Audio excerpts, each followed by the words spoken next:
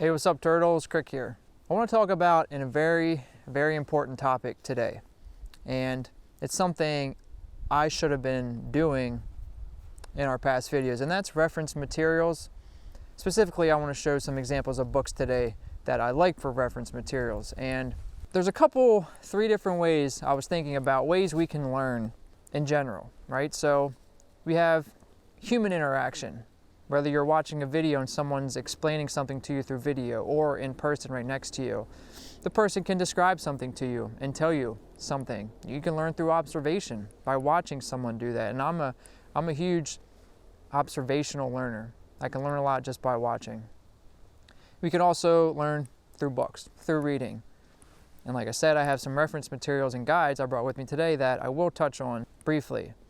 And sort of the last way I was thinking about learning is sort of by doing and being in the forest, being in nature. You're going to learn a lot. The more you're here, you don't need someone pointing everything out to you if you're listening. If you're open to it, the material, the wood or leather, will tell you a lot. You can learn a lot just by doing.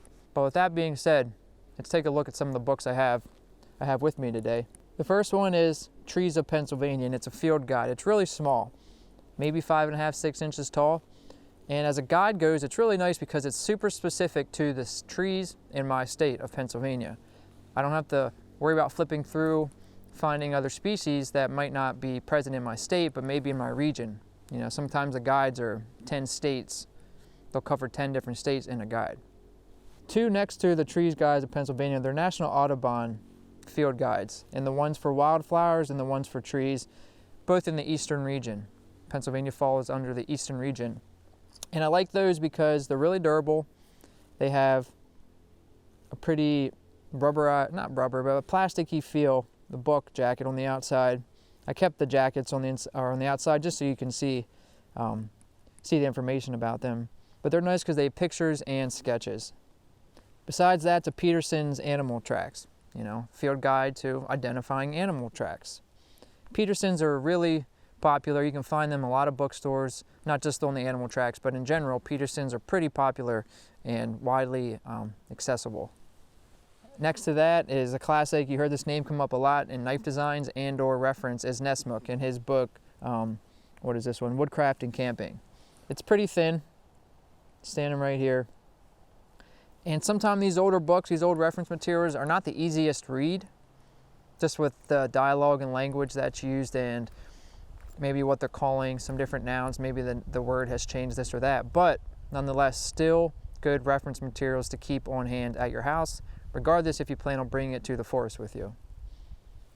Next to that's Camp Cooking, Kephart, George Kephart. Again, same type of old-timey feel. The language makes these types of books a little bit more difficult for me to read as opposed to just, going through it all. But again, it's a pretty good reference material for cooking and things like that. And next to that, sort of how to make, well, let me just read the book. I can't see it right now. Making Native American Hunting, Fighting, and Survival Tools. And that, again, is pretty good. There's illustrations and some pictures in that. I wouldn't say it's my favorite book on that, but again, there's a lot of information in there, and if you were inclined, you could definitely follow that and make all types of tools and weapons. And lastly, that Big Daddy sitting on the end, that's the Ashley Book of Knots. Ashley is the last name of the fellow who wrote that. Was it Clifford? Yeah, Clifford Ashley. And that was published in, I believe, the 1940s. So again, it's sort of dated with terminology and language, and it's very dense. There is so much information in this book, but it's a great reference material to have at your house. You can go through it, look for specific types of knots through the applications he already designated certain knots to be, and there's just more than you could even probably want to know in that book. But nonetheless, it's a great reference material. I didn't really go into super detail about any of these books because I just wanted to cover the topic of reference materials and the importance of them and keeping things in print. So much of the information now is digitalized that I think it's important that you keep physical hard copies of things. One, because it's just a better experience, I think, than looking at a computer screen or a cell phone or tablet screen, looking at a page. but you have that piece of information that it can't be deleted or accidentally erased, or someone take it off your hard drive, or your computer breaks, you don't have it backed up. Obviously this can still get ruined, but there's something to be said about having it in a hard copy. So if you do want to see a video maybe covering one of these field guides in depth, let me know. We could probably tackle that video. So if you have any questions or any field guides or reference materials you like for certain topics, leave a comment below. I'm always looking for new books, novels, anything that covers topics of interest. This is Crick, signing out, Black Owl. Later, turtles.